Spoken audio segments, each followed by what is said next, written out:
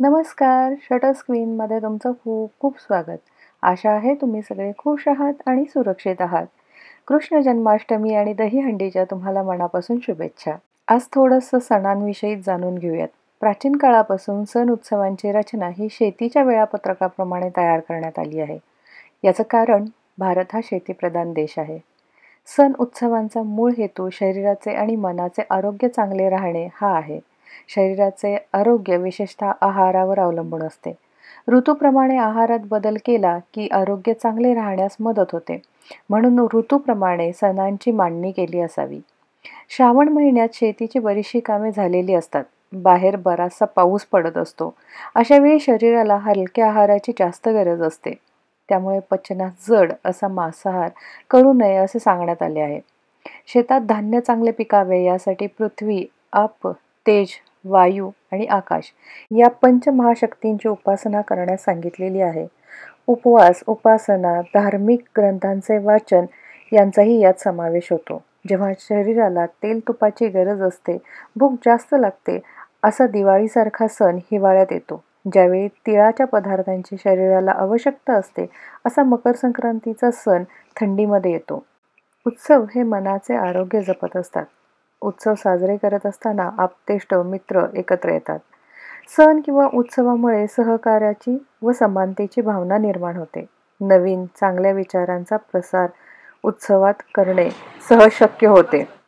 एखाद्या सार्वजनिक कामासाठी पैसा गोळा करणे सहज शक्य होते. सर्वांनी एकत्र येऊन मोठे काम करता येऊ शकते. गणेश उत्सवासारख्या सार्वजनिक उत्सवात भाग घेतल्याने आनंद प्राप्तीबरोबरच आपल्या जीवनातील दुःख, चिंता विसरून उत्साह मिळवता येतो. उत्सवामुळे हजारो हातांना काम मिळते, हाही एक महत्त्वाचा भाग इथे लक्षात घ्यायला हवा.